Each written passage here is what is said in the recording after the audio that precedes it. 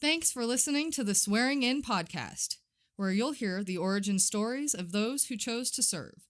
So ground your gear, take a seat, and listen up. The Swearing In podcast starts right now. C-130 rolling down the strip. C-130 rolling down the strip. We on an airborne ranger, take a little trip. You're an airborne ranger, gonna take a little trip.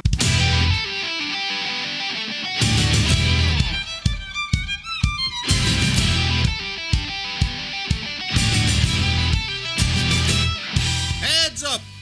This is a Swearing In podcast, and I am your host, Marty Smith. Today, my guest is Army Sergeant First Class retired Rob Williams. Rob attended Nonnewaug High School in Woodbury, Connecticut. He enlisted in the Army as a medic and went to basic training at Fort Leonard Wood, Missouri in 1994.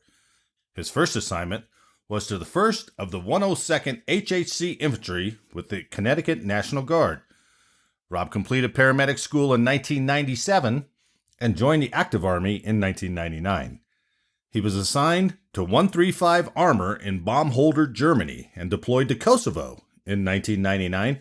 His next assignment was to the 571st MEDEVAC at Fort Carson, Colorado, and in 2003, he was deployed to Iraq.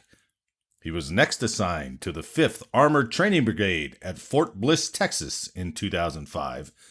Following that was an assignment to the Brigade Combat Trauma Team at Fort Sam Houston, Texas in 2007.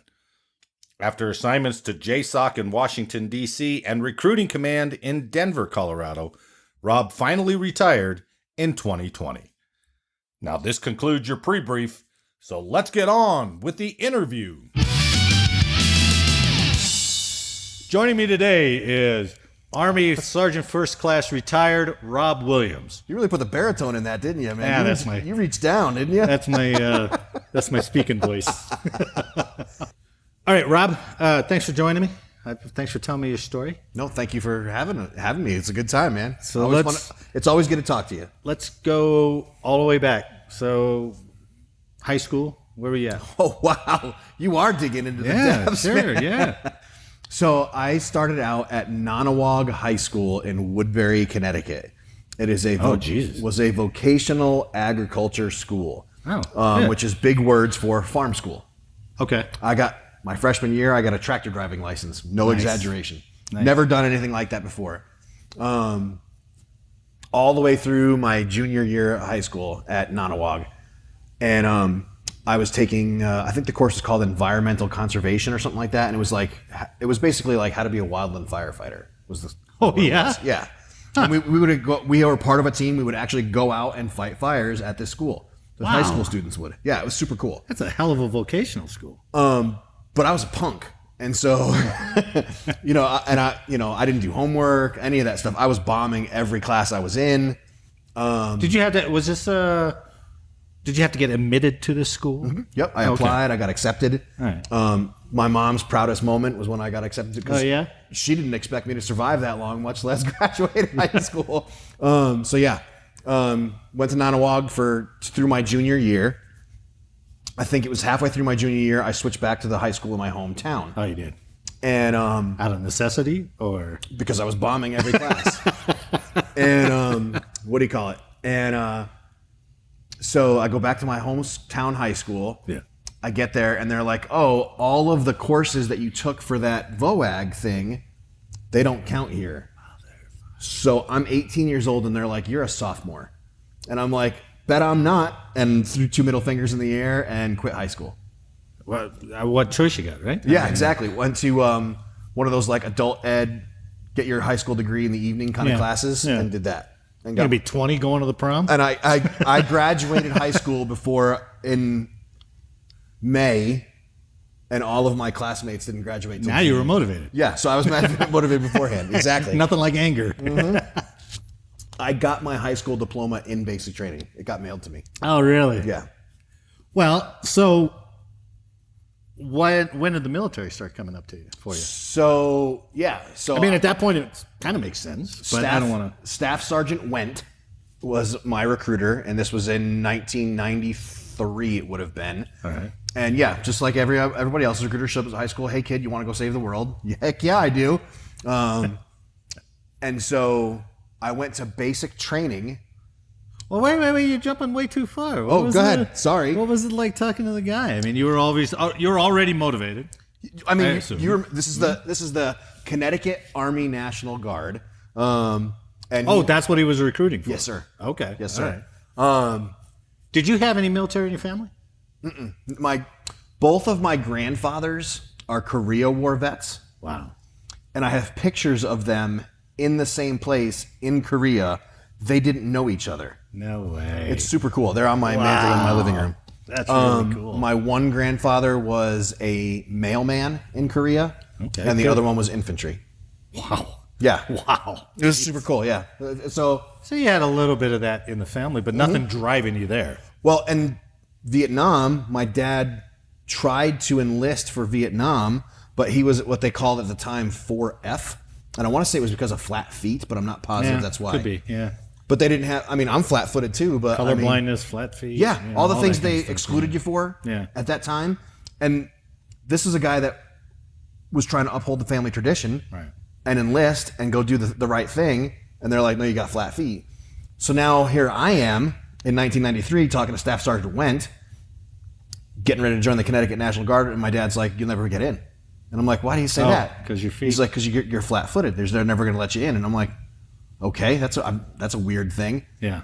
I went to, and the first thing the Army did was give me insoles. And they're like, here you go. Welcome to the Army. I guess they realized, hey, we could take these flat feet guys. Yeah, exactly.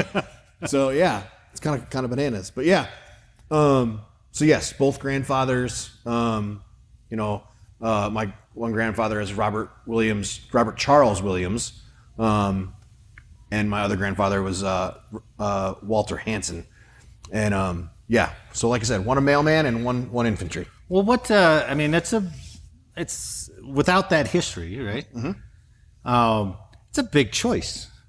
Military. Unless, especially the early 90s, right? It's not like the 70s. There's jobs out there. There's other things. Was it? I don't know. We're the same age, roughly. How old are you today?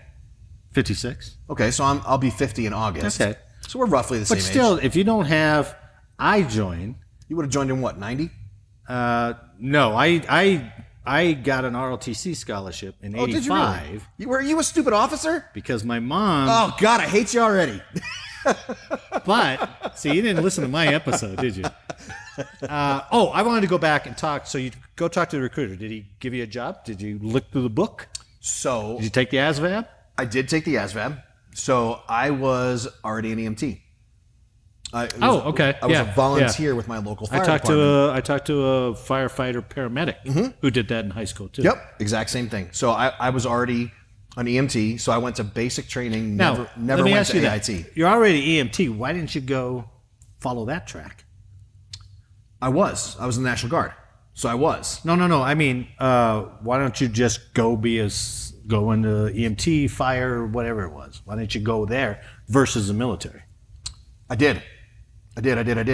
So I went to work in Hartford, Connecticut. I went and got my paramedic. Yeah. The National Guard paid for me to go to paramedic school. Okay. So this was all... Oh, so you got your stuff through the Guard. Okay. All right. Yep. I went to... Yale New Haven Hospital has what they call the Joint Sponsor Hospital Paramedic Program. And it's through Yale University. Cool. And so I went to paramedic school there. While working at American Medical Response in Waterbury, Connecticut. All right. Have you ever been to Connecticut? No, never go there. There's nothing there that you need. So I worked with some of the best people on the planet in AMR of Waterbury while going to paramedic school in New Haven. So like the medical students and the PA students would stand up and walk out of class. And we would walk in and sit down in their seats. Oh, no way. Yeah, it was we had a cadaver lab in my paramedic school, all kinds of stuff. So this was all the job you chose. Yep.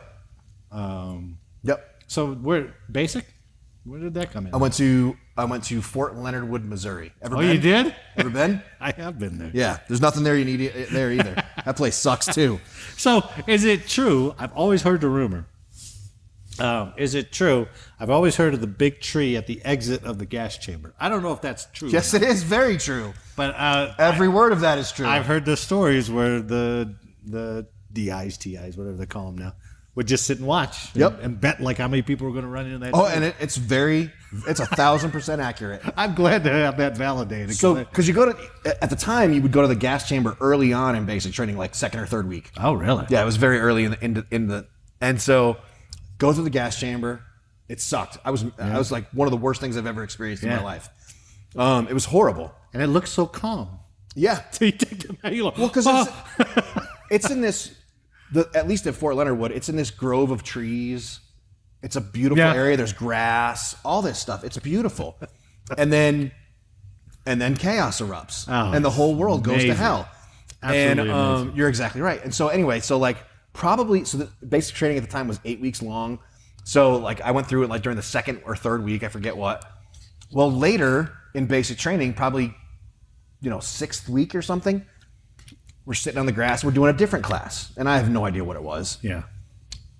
And I had no idea there was a drill sergeant standing behind me. And we're watching another class go through the gas chamber. And I'm like, screw that shit. I'm never doing that again. You can't make me. Yeah. Drill sergeant standing right behind me. And he's like, Private Williams, let's have a conversation. And I'm like, oh, crap. He's like, got your pro mask? Yes, I do, drill sergeant. He's like, you're going through again. And he put me in line with another class. Really? And made me go through Just for that? Made me go through the gas chamber a second time. It was awful. It was absolutely awful. I'm like, all right, lesson learned. Close your mouth. And here I am at 50, and I still haven't learned to close my mouth. That's probably, that's embedded. That's in your DNA now. That had to be worse the second time because you know what's coming. Because you're so mad. You're like, why? He's going to... Because that's what you expect. It's what we had grown up with. Oh, he's just going to teach me the lesson, and just before I walk through the door, he's going to pull me out of line. And so I'm eyeball to eyeball with this drill sergeant. Nope, I was wrong. Wow. He made me see it through. That I went all the way so through. Minor, but same thing. Wow. And all the same, and like, you get in there and everybody's like, dude, who the hell are you? And I'm like, I'm Private Williams. I talk too much. Just shut up. Just remember to turn right. But yeah, that tree is right outside the door. Really? I know exactly what you're talking about. That's hilarious, man. It's awful. That is hilarious. How about AIT? Didn't go. No? Didn't need to. Okay. I never set foot on Fort Sam Houston until I was there as an instructor. Oh, yeah. It was crazy. I was like, oh, so this I've heard all about it. How many years later was that when you went back? That would have been 07. I was an instructor there from 07 to 09. Really? When they're pumping out medics. Yeah. And I didn't teach AIT. I helped them once in a while. I taught a course when I was at Fort Sam. I taught a course called BCT3, basically trauma lab. Oh. So yeah, and nice. it's basically lessons learned. Like, because I had deployed to Iraq, screwed a bunch of stuff up. They put me on a team. They're like, hey, this is what I screwed up. Now you don't screw it up. It was a great team. It was lessons learned. That's really cool. It was actually. It was one of those. It was one of the only good ideas in the Army. It was one of those things like they took 30 medics. They sent us all over the country, and I'm talking Hawaii, Alaska, and all over the place, and we taught lessons learned. That's pretty smart. And basically what came from it was, as things were happening overseas, we would get the report that day. Yeah. And we would make adjustments to doctrine that day. That's awesome. It was. And it saved a lot of lives. Yeah, that's really cool. And it was a requirement that every deploying medic went through our course. Well, I mean, that's you can't learn that unless you're doing it. So if you don't have somebody go, hey, we did this, let me tell you what it's going to be. Here's what I screwed up. Now you don't screw it up. We saved a lot of lives. That's no really question. Great. God, that's awesome. It was very rewarding. So 94, 93, you went to basic. 94. So you're done with that. Mm-hmm. You're back doing guard. Mm-hmm. 1 week in a month, 2 weeks a year. Yep. Yeah. What unit were you with? First of the 102nd HHC Infantry. Okay. If you watch Private Ryan, those guys with the gray and the blue circles on their shoulders, that's 102nd. It? Yep. Really? Mm-hmm. Fighting alongside 2nd Ranger Battalion. Wow. Yep. That's a little bit of heritage. That's cool. It really is. One of my favorite patches. So went to paramedic school on the Connecticut National Guard's dime. Finished that in 1997. Okay. Worked for American Medical Response of Hartford and Waterbury with a guy named Stephen Valancourt. to this day is one of the greatest mentors I've ever experienced. Yep. That's great. Great dude. Yeah, that's great. He is retired from being a paramedic and now plays his guitar all day. He's awesome. He is who I want to be when I grow up. But yeah, and then went to active duty in 1999. For a deployment or? So, well, at the time, the answer would have been no. Yeah. But as soon as I got it on active duty, I don't know if you remember, in 1999, Slobodan Milosevic was executing all of his people through ethnic cleansing. And so I joined the Army and was immediately sent to Kosovo. Oh, you were? Yes, for the Kosovo War. Well, now, interesting. What was the Army perspective on that? Because it was 90% an air war, right? I had at the time a T-shirt that said, "The United States Air Force bombed my country," and all I got was this lousy T-shirt. And it's somewhere around my house. I have a mug that's very similar that says, Nice. "Uncle Sam wants you for Kosovo" or something like that. And at the time it was a big conflict. Yeah. And It was the only thing going. it was, Really? and it was kind of inspirational because if you think it through, this dude was murdering all of his people. Yeah. And this was, Bosnia was the exact same way. Yeah. Yeah. And they sent us in, and we stopped him from killing all of his people. Yeah.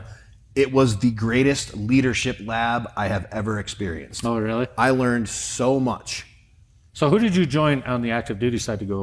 135 Armor. Did 1st Armor Brigade. Did they deploy you all as a brigade? Yep. Okay. 2nd Brigade. We picked up. So we joined the Army. Yeah. They send me. I join. I'm like, hey, I'm only joining the Army if you can get me out of Connecticut. Send me to Europe. And they're The like, active Army. Yep. And they're like, no problem. And so they sent me to Germany. And what do you call it? I get there, and my wife gets there in October, and we deployed in December. Is she military as well? She is not. Oh, shit.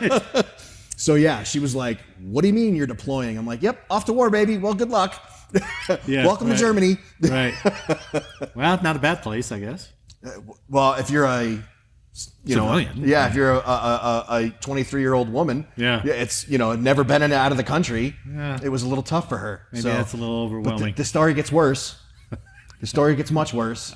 I So- think I know where it's going, but let's see. I have this habit Uh-oh. of anytime a war breaks out, I get my wife pregnant. I don't know what it is. And so, so they're like, "Oh, Slobodan Milosevic is cleansing all of his people." I'm like, "Honey, you should get pregnant." And so, got her pregnant, deployed, left her alone while she's pregnant, while I was downrange. Wow. Yeah, that's what she said. That's pretty But a little lousy. louder. Yeah, I was a bad person. Yeah. Feel kind of bad for that. Well, but I mean, it wasn't a planned thing. Well, if you're not wearing a condom, it's kind of planned, isn't It's it? not like, hey, I deployed and I locked all the accounts. It's not like something like that. I came back from Kosovo, and she was gigantic, and had a kid. How long did you go for? 6 months? What was it, 6 or 8 or something like that? What is it, Task Force Falcon? I forget. I don't know. Yeah, it was like 6 or 8 months, but come back and had a kid just a few weeks later. It was awesome.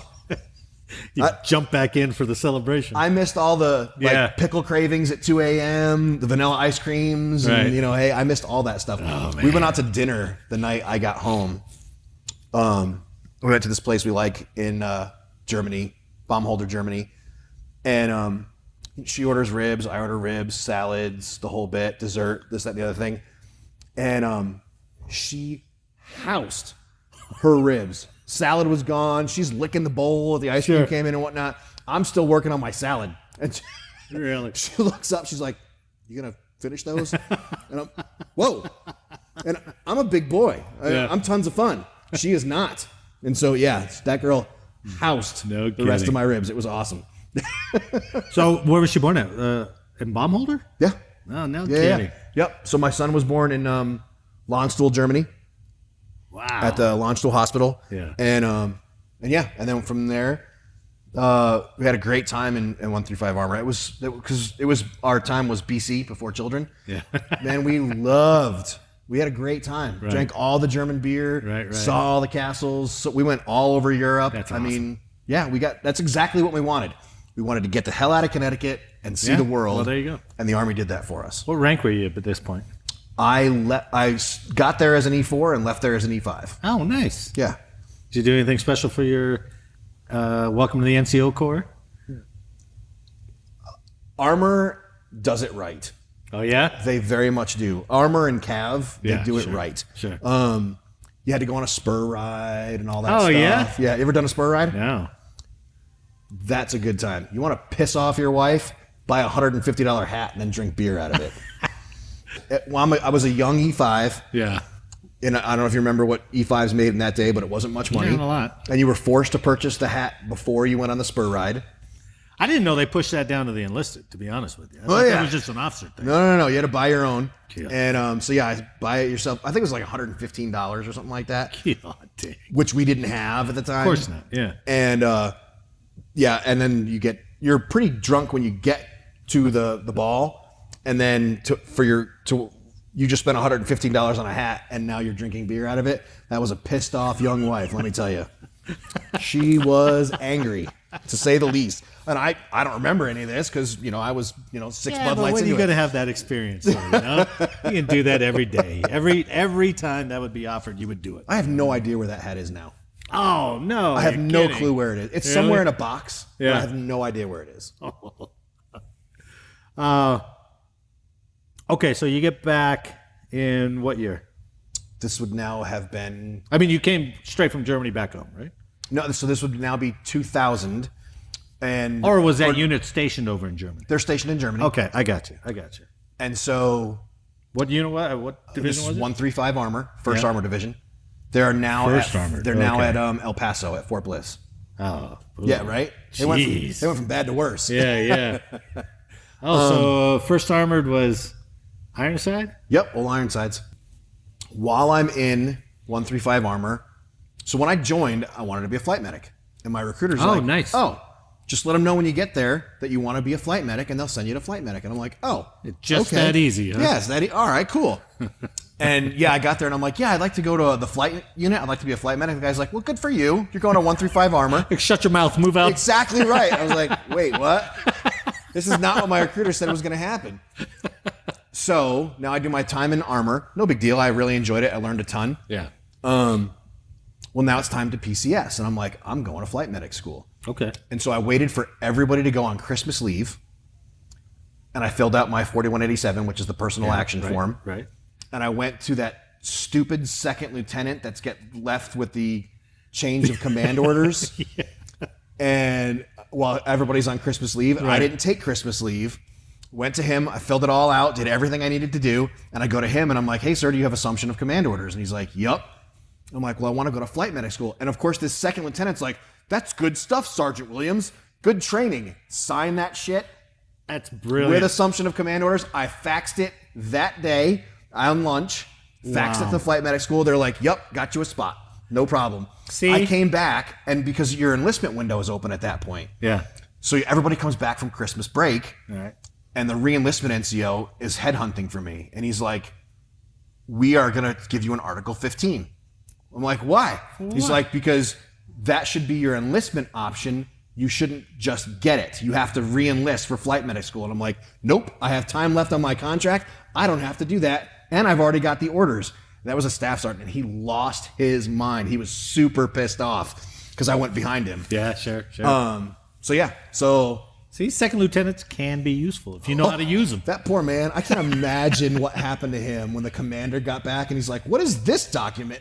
Oh, and that E6 probably turned around and goes, where's that effing lieutenant? It was awesome. I got in a lot of trouble for that. What'd you enlist for initially? 6 years or? 4. And you still had time to go to the school? Yep. Oh, okay. Shouldn't have, but I did. So where'd you re-up at then? Oh, so Another story? well, no, not too terribly, but yeah. So we left Germany. Yeah. I went to flight medic school at Fort Rucker, Alabama. Oh, okay. Ever been to Fort Rucker? I have. Like a week. That's too bad. Yeah. There's none, really. Because you can go, oh, Schofield's in Hawaii. Hey, great, Hawaii. You ever been to Schofield? When you talk to Seth, ask him that question. So like if Fort Hood is the armpit of the world, Fort Rucker is the crotch. I don't know. More like the taint or the gooch. My first duty station was 1989 at Fort Polk. So, I've been there. you know, Best Korean food I've ever had outside of Fort Polk. but you went there after they poured money into it. Could be. I don't know. They didn't pour money into it in 1990. All I remember is mud. Well, that's true too. But like we had guys up at North Fort in condemned barracks because there was no. And then JRTC rolled in after they rolled our division out. I mean, they had AMC Hornets for the MP cars. AMC Hornets. I don't even know what that is. Right. You know, it's a sister to the Gremlin, I guess. I don't know. Are you what it is. serious? It's Oh, well, I mean, if ugly, AMC but made it. that was MP cars because there was no money in that base. That's awesome. You know, no money whatsoever. So anyway, Shoveled shit in Louisiana. exactly. So you're at Rucker. How long was the course? I think flight medic course is like 4 weeks or 6 weeks or something like that. God, that'd like be that. awesome. Yeah. That'd be fun. Kind of. There are parts of it. I didn't know until I went to the flight medic course that I didn't like flying in helicopters. Oh no. And that's a horrible place to discover that. Yeah. Because what they're trying to do is break your heart. What was it? Was it heights or? I don't know. I don't like roller coasters. Oh. And so, like, all that nap of the earth, Well, banking those and whatnot, Blackhawks I'm are like, pretty gentle pilots. You know. well, at the time, they had Hueys in the course. Oh, really? It was Hueys. No Yeah, way. So, yeah. So, like, we're doing our hoisting in the flight medic course, and I'm sitting up against the engine with my, and the instructor's like, right here, man, come put your feet on the skids. And I'm like, Oh yeah. Yeah. But so he got me, I think he grabbed me by the front of the flight suit and dragged me over there and Yeah. like made me do the hoist. Okay. I'm like, all right, I'll get through this. Did you get over it or did you get used to it? No, not really. No. But it wasn't bad enough it DQ'd you or anything like that. Oh, no. I'm doing my job no matter Yeah. what. Okay. So, yeah. I didn't enjoy it, but I was a flight medic for 4 years. Really? Mm-hmm. Where'd you go? Where'd they send you after completion of the school? The 571st MEDEVAC at Fort Carson, Colorado, Butts Army Airfield. Oh. The most decorated flight medic unit in the United States Army. Really? Mm-hmm. What year was that? That would have been 2000. Man, so you were okay. So maybe I'm jumping ahead. No. So where did 9/11? Where were you at for 9/11? September 11th, 2001, I was on a tank range in Baumholder, Germany with 135. Because I joined the Army, active Army in 99. Deployed to Kosovo 99 to 2000. Came back. So you were still out there. So I'm still in Germany in 2000. Okay. You're right. I didn't go to flight medic school till 2002. I apologize. Oh, no. messing That's myself good. up. We get it for the record. Yeah. The kid will be like, I was with Dad, what the hell? Specialist Chris Cooper. And I had I like to listen to Rush Limbaugh. So I had did the too, only yeah. AM/FM radio. Oh, yeah? And it's dangling in the ambulance, the tank ambulance. We call it a 113. I don't know if you've ever been in one. I've been. And so it's dangling in there, and I'm listening to AFN. I was actually in the 577 for a long time. Were you really? Yeah. I was a 577 guy for a That while. was the Fire Direction Center. Yeah. For the mortar section, I guess it was. Yeah. Or it was also the aid station. Yeah, they used them for everything. Yep. So. And yeah, listening to AFN, and I forget what time of day it was in Germany. It had to be late afternoon. I was like 9 hours, right? Yeah. Something like that. And you hear, hey, a plane has, breaking news, a plane has hit the World Trade Center. Like, what the fuck? You're like, damn, wow. And I mean, because you've heard of that in your happening head, twice. you're picturing like a Piper Cub. Yeah, I was just going to say, yeah, right. Because I think they had that incident before. So. They did, like the year before. Yeah. And so, yeah, sitting there, and, you get that, and I'm like, oh, wow, that's terrible. Yeah. And then they're like, breaking news, they stopped everything, and they're like, hey, a second plane has hit the World Trade Center. I'm like, holy shit. Would you tell us what plane it is? So now I'm like, uh-oh. So I'm like, I feel like I should tell somebody this, because other people are not going to know this, because nobody else got an AM/FM radio on this range. So I went up to the tower, and I was like, hey, sir, just so you know, 2 planes have just knocked down the World Trade Centers. Wow. And he's like, what are you talking about? And so as I'm telling him this, range control comes over, and they're like, ceasefire. Yeah. Evacuate your range. You are now on guard duty. Yeah, sure. And we hot foot back to post, and we are immediately put on guard duty on the gates. Really? Mm-hmm. Like, just keep your ammo. Don't turn it in. Yeah, that's You're going to use right. it. That's exactly what happened. Wow. Yep. And That's so nuts, man. me and Chris Cooper, I think his name was Chris Cooper, we were together for like a week. We thought we were going to the range for like the day, or overnight, and we ended they didn't let you go back to. No, man, you, They you went to the everything gate. down. Yeah. Oh, okay. You All were right. on guard duty now. Were you living off base or off post? No, we lived on. And Oh, yeah, we good. had housing on post. She would have really been pissed off. Oh, yeah. They locked that down. Yeah, exactly. Jesus. But that was September 11th, 2001, and I went to flight medic school 2002. Okay. And then after you said you went to 571st. 571st At Butts down Army at Airfield. Carson. Yes, sir. How long did you stay with them? I left there in 04. Oh, good. 04, 05, 04. Yeah. Something like that. Yeah. Long enough to deploy. Yeah. Where'd you deploy to? Iraq. Oh, yeah. For the start of the invasion. 03? Mm-hmm. Oh, my God. That'd be nuts. Could not have gone with a better group of heroes. That's great. So glad I got to go with them. Makes a difference. But It did. still, you got to be like, holy shit, what is going on? Literally got to work with the best people in the Army. That's no awesome. question. Yeah. So I was getting, we get to Fort Carson. We get an apartment off post. Yeah. I'm getting my household goods delivered. So this would have been end of 2002. And I had his squad leader. His name was Ted Snyder, who I still talk to almost weekly. Yeah. Phone rings and he's like, "Where are you?" I'm like, "I'm at home waiting for my household goods to come. Or they're unpacking my household goods." He's like, "I need you to get here right now." He's like, "We're going to war." I'm like, "Yeah, dude, whatever." And I hung up on him. Well, but that's such a cliche line. Yeah, right? exactly. I'm like, "Yeah, dude, whatever." And I hung up on him. Yeah. I'm like, so I walk in the house. I'm like, "Sadie, you're never going to believe the phone call I just got." And the phone rang again. And I'm like, "Uh-oh." I'm like, "Hey, man, what's up?" He's like, "Do not hang up on me again.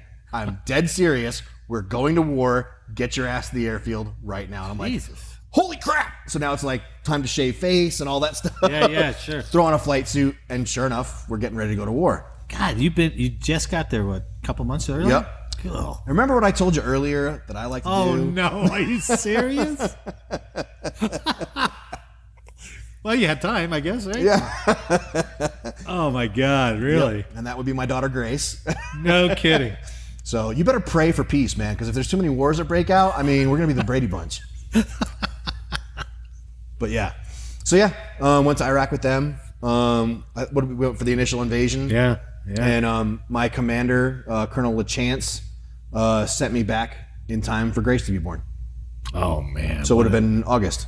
What a guy. Jeez. I agree. So did my wife.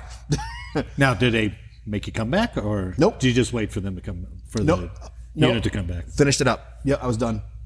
Oh, yeah? Yep, stayed there, and then I re-enlisted. Okay. E6 by this time? No, still a 5. Okay. Still a 5. Where did I get my 6? I didn't get my 6 until would have been Fort Bliss or something like that. Ish. Whatever. Yeah. So after this assignment, is that when you went to go teach? Yeah, got sent to Fort Bliss to be an observer controller. Oh, Basically- see. For what? So, like the Hawaiian National, I taught the Hawaiian National Guard. Oh, okay. I taught the Idaho National Guard. Yeah. This is where the program started with the whole like lessons learned. I screwed this up. You don't screw it up too. And that's where I got my staff sergeant when I was down yeah. there. That would have been, what would that have been, like 05 to 07 Oh, yeah. ish. Yeah. And then from there, I got sent to Fort Sam Houston. Oh, and that's when you started instructing. Yep, and taught there. So I was teaching medical tasks at Fort Bliss Yeah. for deploying National Guard soldiers. Wow. Yeah, it was cool. Bliss. It was super cool. Well, if you think it through, Fort Bliss smells and looks like Iraq. Yeah, I suppose so. So it made Yeah. perfect sense. And it's the same. You go climate, there, too. or you go to Fort Irwin. I guess you get the whole desert Well, covered. I there. would say Yeah. that Fort Bliss was significantly worse than Fort Irwin. Probably. Yeah, especially Yeah. if you're like, now think it through. So you're a soldier in the Hawaiian National Guard.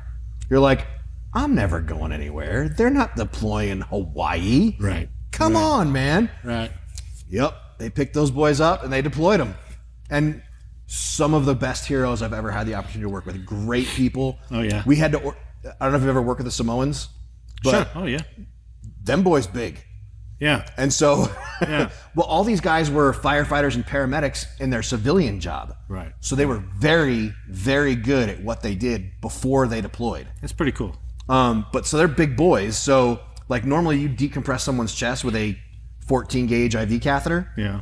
We had to give them 12 gauge, 2.5. They look like you're pulling Excalibur out of a stone when you pull this thing out. Really? They were gigantic. Because, you're not getting through that chest material with a 14 gauge. Yeah. Did you ever have any Guamanians with him? Yep, they did have a Guam too. Did they cook for you? Yes, the they Guamanians did. will always cook for you. When they finished, they invited us to, they're getting ready to deploy. Yeah. And they invite us to a luau. Nice. And we're like, I've never been anything like this. Yeah. Well, I didn't know that they had a pig buried in the sand all day. No kidding. And they would cook that thing all day. So me and my partner, his name was Shipe, Vern Shipe, Sergeant First Class Vern Shipe. We show up there, and I have never been to a party like this in my entire life. It was the best party I've ever been to. I have no idea. I don't ever remember leaving it. Yeah.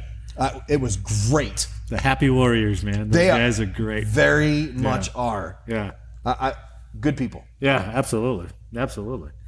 So you're teaching at Sam Houston. Mm-hmm. When did you leave there? So I'm at Sam, I'm teaching, and I get an email, and it's like, hey, you have been selected to apply for this position at Joint Special Operations Command. And I'm like, So I return the email, and I'm like, hey, love what I do at Fort Sam, appreciate the opportunity, thanks. Who's sending us? DA? And yeah. And so I'm like, hey, thanks a lot, not interested. Yeah. I immediately get a reply back, this is not a request, complete the packet. See you soon. Wow. And I was like, whoa, okay, what happened there? Come to find out, now I know it's a friend of mine who's still in there. He's still a Sergeant Major, and had tripped over my record and was like, hey, sent me the email. He's like, this is what you're doing. Nice. So I got sent to DC. I had to go through this 3-day assessment. And, you did? Yep. Really? And I call my wife and I'm like, hey, honey, good news. We don't have to move to DC. There's no way I got this job. And that was on my layover, I forget where, and get back on the next plane, land, and there's a voicemail, congratulations, you've been selected, and I'm like, crap! So went to JSOC. Well, where's JSOC located? Well, JSOC's at Fort Bragg, but I was duty at Fort Bragg, with duty at Tampa, with duty at Washington, D.C. So I was stationed at Washington, D.C., I had 3 sets of orders. It was crazy. How does that work? You'd have to ask JSOC, man, I don't know. Tampa. God, what is that base down there? Eglin? There's Eglin Air Force Base. Is that where you went? No, it's the special ops guys down there by Tampa, right? Yeah. Tampa is where JSOC is. Eglin? I guess it is. That's where 7th I guess it is. 7th group, I think is. Yeah. But I think it's 7th group. Could be 5th. I don't remember. But you were in DC? Mm-hmm. Oh. I was just a support guy. I wasn't a cool guy. I got to work with the cool guys. I got to carry their bags for them. I got to, What were your duties then? Yeah, what were your duties then? I was the guy that made sure your medical records were up to date and shots were up to date and all that stuff. Yeah. I was the support guy. You weren't the team medic. No, not in any sense of the word. Okay. Not in any sense of the word. I was not a cool guy. I got to work with the cool guys and do the cool stuff, but I was not a cool guy. Yeah, that'll work. It was super fun. I was one of the most rewarding assignments of my career. Really? I learned so much. Great medicine. I learned a bunch. Got to go to the SOCMIS course. Got certified and all that stuff. Got to go to airborne school. Jumped out of airplanes. It was great. MIB? MIB? What's that? Don't they have that anymore? The medical badge? Oh, I got that when I was with 571st. Well, why you leave that out? Well, That's a pretty big accomplishment. Is it? You think? For the medics? Well, yeah. But, it's something you wear on your uniform. Well, if you think it through, in order for you to get that badge, someone else had to have a really bad day. Well, but did you go through that course? Isn't there a combat medic course or something like that? Or is that, am I talking two different There's things? two different things. Okay. There's the combat medic badge. Yeah. And there's the expert field medical badge. Okay, maybe that's the expert field medical badge is a course that you can go through. Yeah. And yes, I did go through it. Yeah. The combat medical badge is the badge you awarded for treating patients under fire. Right. It's the equivalent to an EIB and a CIB. Correct. Right. Exactly. Exact same distinction. Yeah. So I heard that course was a bitch. It's awful. It's awful. Tell me some of the things. I don't know exactly what they are. Oh, well, and it's I know there's a changed. litter carry, right? There's There's a lot more. It's a 2-week course. Yeah. And let's put it this way: on Nightland Nav, all they give you don't have a flashlight. You have a chem light, or not a chem light. Yeah, a chem stick. That a sucks. chem light. And so you're navigating your points. Well, so I put myself under a poncho so that the light isn't reflected anywhere because you got to keep it hidden. That's almost an effectively, that's almost a compass course with no light, right? Exactly. And so I've got my map out, I've got my chem light in my mouth, and I'm so focused on what I'm doing, I bit through my chem light. Oh, no. And so all the chem light juice is running down the front of my uniform. So you're looking like And it's Alien. all over- or yes, Predator, so- I mean, right? Well, and they have cadre all over the course to make sure that you're not turning on flashlights and doing stuff like that. Yeah. And so I'm tramping through the woods, and all of a sudden I get like 3 cadre on top of me, and they're like, "What are you doing, soldier?" And I'm like, "What's the matter?" They're like, "Why are you glowing like that?" And I'm like, "What are you talking about?" And one of them held up like a compass mirror, and I'm like, "I'm glowing." I mean, I look like an alien walking, like Mr. Burns walking through the woods, because I had bit through my chem light, and all the glowing chem light juices all over the front of me. That's awesome. So yeah. Jeez. It was pretty awful. But yeah, your combat medic badge, you get that for treating patients under fire. Right. So right. yeah, which when you're doing medevac, you're going to do a lot of that. Yeah, I bet. Yeah. I'd imagine. I'm surprised they haven't told more of those stories. You know. I'm working on it. Oh yeah. Yeah, I'm slowly writing a book on the things that went on in 03, nice. 04 and the 571st medevac. Nice. Because it's some of the best people you'll ever, and some of the best stories you'll ever hear. Yeah, uplifting shit. That's The good. bravest people I've ever met. Really? Far and away. Jason Matus, a guy named John O'Donnell. We hate and despise each other. And I mean to our cores. We do not get along. However, that man did some of the bravest things I've ever heard about and experienced. Wow. And he is a hero. Wow. I don't like him, but man, he's a hero. Well, you're not going to pin them on. Exactly. But you'll be there in the ceremony, I suppose. Well, so I got my airborne wings, and I'm like, oh, check out what they're handing out at Fort Benning, Georgia. And that dude lost his mind. Handing out, they don't just give them away. And I'm like, dude, lighten up, cupcake. I was a joke. I'm just kidding. And he was always like that. Wow, you really? We did not get along. I was the guy that Really? walked around with my hands in my pockets. And he'd be like, Sergeant, take your hands out of your pockets. And I'm like, I'm just getting my keys. You're not getting your keys. Don't give me that shit. And I'm like, hey, Cupcake, lighten up, would you? Just getting. I hope he hears this podcast and like loses his mind and gets all bent out of shape. Good. I'll go interview him next. He is. You absolutely should. The man is a hero. Yeah. He saved the lives of another crew. No question. That's awesome. No question. Yeah, that's awesome. You've heard some of the horror stories of Iraq. It wasn't his aircraft that got hit by a Bradley. Oh my God! Really? Yeah. So you used to have to fly with 2 aircraft. So his crew sits down, the other aircraft sits down behind them. He gets out of his aircraft to go get patients and put them on his aircraft. Yeah. While that's happening, a Bradley decides that it wants to go to the other side of the helicopters, and instead of going around them, drives right in between the 2 of them. And when it does, one of the blades hits the Bradley, sends the aircraft up into the air. It breaks into 3 pieces. His crew, they thought they landed in a ditch. They thought the crew was dead. He and his buddy pulled his crew out of a ditch, saved their lives. Unbelievable. So, yeah, God. a true hero. Yeah. Shitty human being. True hero. You deployed. How long did you deploy for? Oh, which time? Bunch of times. The one where you went in 03. Would have been 8 months. And that was to Iraq, right? Yeah, because it came back just in time for my daughter to be born. Right. Which makes perfect sense. So, yeah. Your whole unit come back okay? Nope, we lost 2 aircraft and 7 people, and the 8th when we got back. Really? Mm-hmm. What did they get? How'd they get hit? Do you know? Or if you don't want to go into it, that's okay. How much battery life you got? Oh, I'm not even at a quarter. So, the 9th of May, 2003, my crew and I are sitting at Tikrit, Iraq, and you hear the call, mission. And so we, go into the operations tent. You're launching 2 birds. The other aircraft, it was their mission. My buddy James Sides and his crew. Brian Van Duzen, Hans Gukeisen, Richard Carl and James Sides were in the other aircraft. My crew was Steve Kramer, Travis Haley, Wilder Maury was a crew chief in training. Now, when you say a crew, what are the positions of that crew? So Travis Haley and I forget the other guy's name. Are you just talking about the medic piece, or are you talking about That's the whole aircraft crew. Yeah. Oh, okay. Steve Kramer was my crew chief. Okay. And the other aircraft, the 2 pilots were Brian Van Dusen, I got you. All right. Hans Gukeisen, James Sides was the medic, and Richard Carl was the crew chief. Oh, so usually it goes out with 4 like that, right? Yep. Okay. Yep. 4 guys scared to death with handguns and a helicopter. Yeah, and a helicopter. We get called for an Iraqi national had stepped on a landmine, and it was supposed to be like one of those let's bridge the gap kind of missions. Oh, yeah. So we're going to take this kid to an American hospital and let her get patched up and whatnot. All right. In Samarra, Iraq. So we make our approach. It's 5:30 at night. Civilian Iraqi? Yeah. Okay. It's 5:30 at night. We're making our approach, and this is not our mission. It's the other aircraft's mission.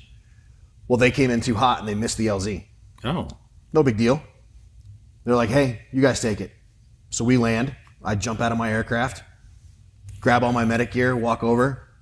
This kid is in bad shape, really bad shape. 13-year-old girl, really bad shape. I'm like, all right, let's put her on my aircraft. 82nd Airborne had a perimeter set up. We load her up, put her in my aircraft, and I plug my helmet back in, and I hear this sound. And I'm like, what the hell is that noise? And I look up, and as I look up, I just see pieces of helicopter flying through the air. And I'm like, what the hell is that? And I look over at Steve, my crew chief. I'm like, what just happened? And he's like, our other aircraft just got shot down. Oh, man. I'm like, all right, well, put me down wherever they are, and let's get them fixed. Yeah. Let's see what we can do for them. The one that missed the LZ in the first place? Okay. So what had happened is they started taking fire, so they dove for the Euphrates River, and you fly the river because now you're lower than the ground. Yeah. And so you're, for a helicopter, getting high means you're a bigger target. So getting low means they can't hit you because you're quick. That's some skillful flying there. Well, what happened was there was a cable strung across the river so to send groceries and people back and forth across the river. Oh, you're kidding. And they hit that cable. Oh, my God. Instantly killed the 2 pilots, Hans and Brian. Sends the aircraft into the water, breaks it up. Yeah. So I tell him, I'm like, hey, put me on that aircraft. We're going to do what we can to fix them. And so our aircraft picks up and it comes around. We make a big circle. We're taking fire. Yeah. And so the pilots, we come down to the river. We don't know there's a cable there. Oh, no. So the pilots start getting into an argument. And they're like, hey, I'm going to come to a hover over their aircraft because they're in the middle of the river. Yeah. And it's underwater. The aircraft is underwater. Oh, geez. Like, I'm going to come to a hover over their aircraft and let you guys jump out, make a helo cast, yeah, and go get them. I'm like, all right, cool. And I stand up and I unbuckle from my seat. Well, they get into a little argument and the aircraft kind of shimmies and shakes, knocks me on my ass. They change their mind and they end up landing on the shore, on the beach. Okay? Jeez. Yeah, right? I bail out of the aircraft. I'm taking off my body armor, my vest, my flight Iraqi vest. girl's still on there, right? Iraqi girl is still on my helicopter. Jeez.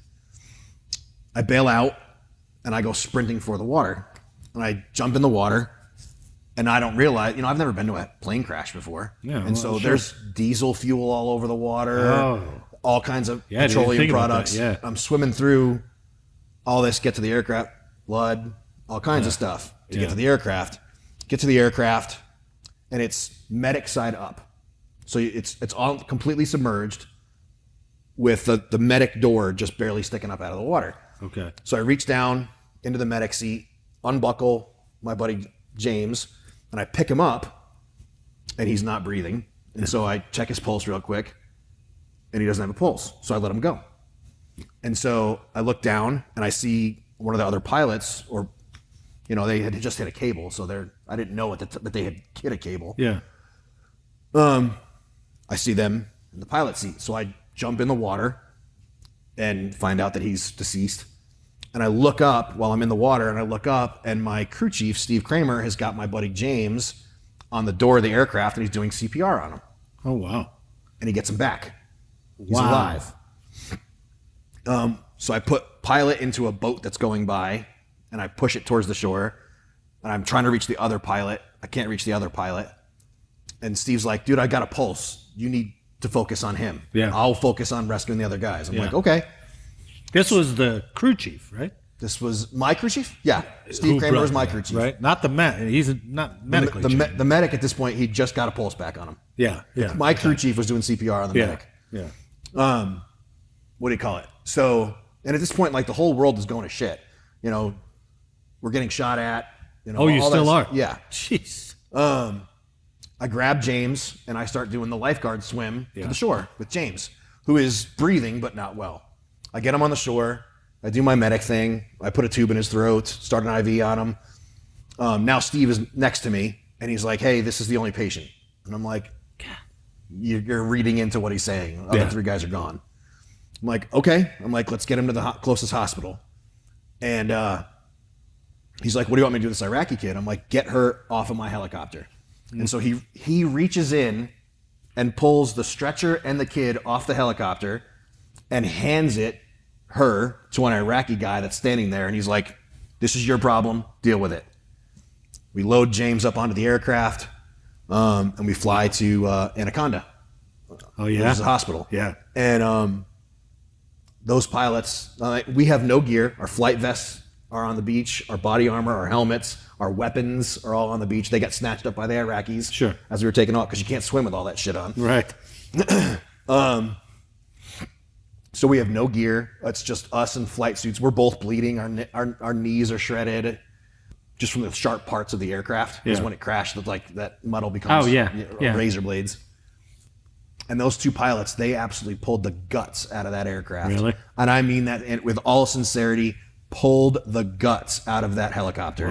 Wow. The speeds have never been set again in a Black Hawk like they did. Yeah. We get to Anaconda. Ambulance meets us at the helipad. They have no idea. They just know a helicopter's coming. They don't know what is coming because I had no radio in my helmet. My helmet's gone. Yeah. Load them up in the ambulance, run them over to the emergency room.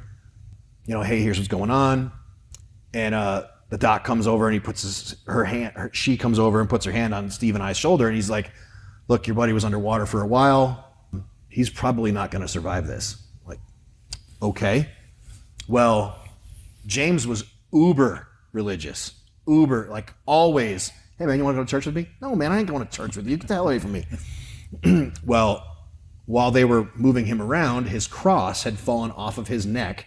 They had broken it. Yeah. And it fell and it landed underneath the stretcher that he was on. So I reach down, I pick up, and I grab that cross. And I walk out. Steve and I walk out of the emergency room tent.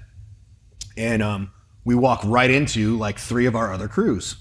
And they're like, what the hell is going on? What just happened? Yeah. Right. And I'm like, James is in there fighting for his life. They're not thinking he's going to make it. They're like, what? And I'm like, hey, I grabbed his cross so he could go in, get an x-ray taken or whatever it was, MRI, whatever. I have his cross here. And they're like, and my buddy Cynthia Randolph, she's like, well, let's pray. And so we joined hands with at this point there's like 15 flight crews standing there. Yeah. We all joined hands and we said a couple of prayers for James at that time. And that was the moment when Jesus Christ came into my life. It's interesting. That was because I was an atheist before that very second. Yeah. So yeah. James survived. No kidding. Yep. James lives happily in Arkansas now, and I love seeing pictures of him playing with his grandkids. Oh yeah. So yeah, did very well. Those other three gentlemen did not. Yeah. Richard Carl, Hans Gukeisen, and Brian Van Dusen. So yeah. Did they recover them? They very much did. Okay. They very much did. And every 9th of May, we remember their names. No kidding. So good people. How long before they had a report out that you found out what really happened? So anytime you're involved, if you're even in proximity of an aviation mishap, you go before what's called an aviation board. Right. You have to piss in a bottle. They draw blood, make sure you weren't on drugs, all that stuff. And it's worse than being interrogated by the FBI. They put you under a white light. 4 senior, so like all light colonels and colonels I had no idea. are across the table from you, and they're like, why did you do that? Why did you do that? Why did you do that? And they are very, very hard on you. They make you very uncomfortable. Wow. Because they want to that's their version of the FAA. Yeah, sure. They have to get to the truth. And so they made it very uncomfortable. And that's when we found out the details. God, do you have any idea what you were walking into when they did that? No, I had never been through anything like that before. My God. So yeah, but anytime an aircraft, they call that a Class A mishap. Okay. And I had never experienced anything like that. That was one of the worst things I've ever experienced in my life. Sure. Jeez. Because you're walking them through every single step that you take. And I can only imagine if it was me, I'd be like, oh, they're going to judge this. Oh, they're going to tell me I'm absolutely. wrong. Oh my God. But right? But you're looking at the other side of it and you're realizing it's for education. They have to. They're trying to. Yeah, they have to. How can they improve the seats and how can they? That doesn't make it never any happen easier again? when you're going through it, though. Nope. It was. My God. I walked out of there like just shaking like a dog shit in razor blades. Yeah. And my crew chief Steve had to walk in after me, and he's like, "I'm like, hey, good luck, bud." Oh, jeez. Wow. Yeah. Wow. We were grounded for a couple days Yeah. till they finished the investigation, all that stuff. Wow. It was awful. Yeah, that's an amazing story. It's I mean, it's awful. There's wonderful parts to it. There's Isn't it the tragic example parts to it, right? of the best of our nation? Sure. The best Absolutely. people. Yeah. Everything from those pilots doing the best all that they could. Yeah. That was a ballet of perfection. From the moment that aircraft struck that wire, my crew doing everything that they possibly could. It all came together. Well, You couldn't have scripted it better. I do get a little, the way incidents are portrayed, or not necessarily portrayed, but the way they kind of report on them. And we never get the full story, filtered through everything. Oh, dude. The newspaper reports of that event, there's not a single piece of accurate information in the news reports. Really? It was awful. They're like, James Sides swam to shore after his aircraft crashed. He's like, where the hell did they get that? That dude was completely dead, if not for Steve Kramer. Yeah, absolutely. Yep. It's infuriating. You're in D.C. Yep. How long did you spend with JSOC? 4 years. Yeah? Yeah. Where does that put us? Oh, it's got to be 2015 Yeah? or so. Yeah. Plus or minus 2015, 2016. One more assignment after that or no? Yep. Went to recruiting. Oh, did you? So I'm sitting in the office, and I had a great mentor at JSOC. Yeah. Who was a great guy. He was a master sergeant. Special dude. And he's getting ready to, he says,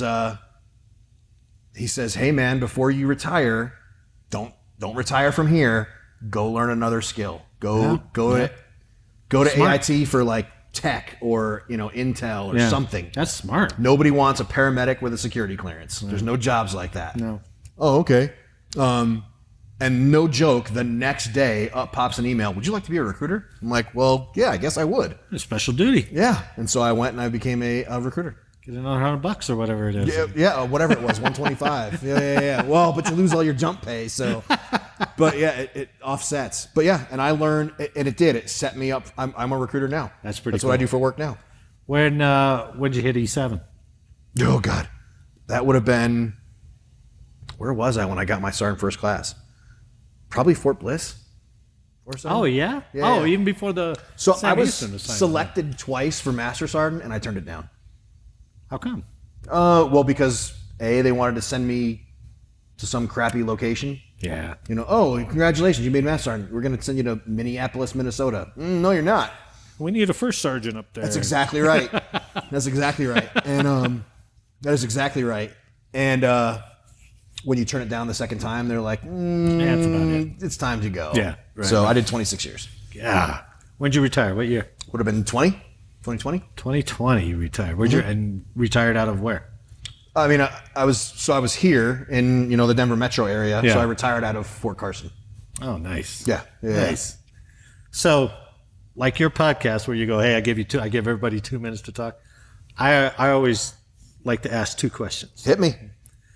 What was your, I don't know if I should say biggest or best ass chewing you ever got? Sergeant David Schoolfield. Oh, you remember his name, huh? Retired as a first sergeant. Okay. When I was with 135 Armor. Yeah. I didn't know anything about working on tanks and track. I'm not a mechanic. I'm not that way. You're a medic. And so I was learning.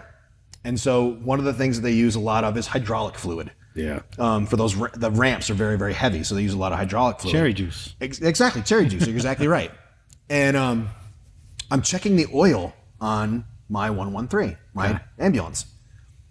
And it looks like there's red in it. And I'm like, I don't think that's supposed to be like that. So I walk back up to the barracks and I'm like, hey, Sergeant Schofield. And he's my squad leader. And I'm like, hey, if somebody put cherry juice into the engine oil, what would that do to the track? And he kind of stops what he's doing and he looks at me. He's like, Specialist Williams, did you put hydraulic fluid in the engine oil? And I'm like, Sergeant, no, I did not. I'm just asking. No, I absolutely 1,000% did not. And he's like, come with me. And we walked back to the motor pool, unlocked that track, and he pulled the dipstick out and it's red. Oh, no. That man lost his mind. I've been married for 25 years and I've had my ass chewed several times. Never the way that man tore me down. Really? Just up one artful, side huh? and down the other. And I didn't even do it. However, well, you're not going to get a hold of that. You're just going to Sergeant David Schofield is one of the best mentors I have ever had. Yeah. He was so unbelievably hard on me and I was so miserable. He set me up for success as my career went on. Okay. In every way. That's great. I will never be able to thank him enough. I firmly believe that man saved lives with how hard he was on his people. Yeah. Firmly believe it. But he had it down to an art. Some of those guys. God. I always marvel at the way some of those guys can speak and make you feel this big. The man was an artist. Yeah. Yeah. Lived on Diet Pepsi and menthols. And could outrun anyone in our platoon. That's a lost art. That That's a dying breed. Would man. be smoking his menthol before the start of our 2-mile run, flick that cigarette, and beat everybody else on the run. Amazing. I'm like, how is that possible? Because he ever stopped, his body would probably go into cardiac arrest. You know what I mean? Okay. So the second question is, what's your most proudest moment? There's a lot of them. That's a tough one. Take your time. Proudest moment in the United States military. Whew. And you'll probably think of one, and then you'll call me up later and go, No, I wanted this it's one. worse than that. So after I retired, my son has a friend whose name is Shay Archer. And my son and I, we rode our motorcycles up to Wyoming, and he's like, hey, Mr. Williams, can I talk to you for a few minutes? Sure. He's like, I'm thinking about joining the Army. And I'm like, are you? Have you heard of the Air Force? Talked to him for probably an hour or so. He ends up joining the Army, and now he is a guard at the Tomb of the Unknown. Wow. And I could not be more proud of that young Wow, man. He is an inspiration to our nation. That is the narrowest selection you could ever get to. I agree completely. And to see him, and I've known this kid since he was 4. Really? Yep, and watched him grow up, patching him up after bicycle accidents. He comes from the textbook American family, hardworking mom and dad. Nothing but good things to say about him. And to see the kid now guarding the Tomb of the Unknown, yeah, you couldn't possibly. Even my son, who was a great friend of his growing up, looks at him and he's like, "Damn, look at that guy." Yeah, you know. Yeah. That is poster board or poster material. There. He literally is. He's on the news all the time. He gets interviewed all the time. Wow. And you don't even know it. Like all of a sudden you're watching the news and up pops, Sergeant Shay Archer from, Tomb of the Unknown. And you're like, hey, I know that guy. And you got to mentor him a little bit. Not just for an hour. Great kid. Can't say enough good things about him. Oh, that's great. That's great. Did we get it all? I mean, what else you want to talk about, man? Are we going to go get Thai food or what? Well, I might have to do a part 2, maybe. I don't know. Now we'll save that for the headline news. You got to get Seth on. Seth is the I hope so. want. I hope he has some time. He sounds like a busy guy. He is a very busy guy. He runs this building. Yeah. So yeah. Yeah. But yeah, it's worth it to pin him down. So once I get yours published, and I'll hit him up. You should. And say, look. Yeah, absolutely. That'll be about the same time you get started on About Face Radio. We happily accept donations. Well, Sergeant First Class retired Rob Williams, it's been a privilege to get your story, man. Martin, it's been a honor. pleasure talking to you, brother. Really. I sincerely mean it. I hope to have you back on the other program and hear more of these stories. Never stop what you're doing. Especially the funny ones. Our nation needs what you're doing. I hope so. I mean, because I can't tell everybody's story, but I want to. You know? Never stop. Because everybody's story deserves to be told. I agree. Thanks, Rob. You're Thanks. starting a trend. Keep it up. On behalf of Sergeant First Class Williams, I'd like to thank you for listening today. I hope you enjoyed the show, and if you did, please leave a like and a comment and share the podcast with someone else. And as always, make sure to download the next episode for more service origin stories. So until next time, Octage, whoo! Fall out!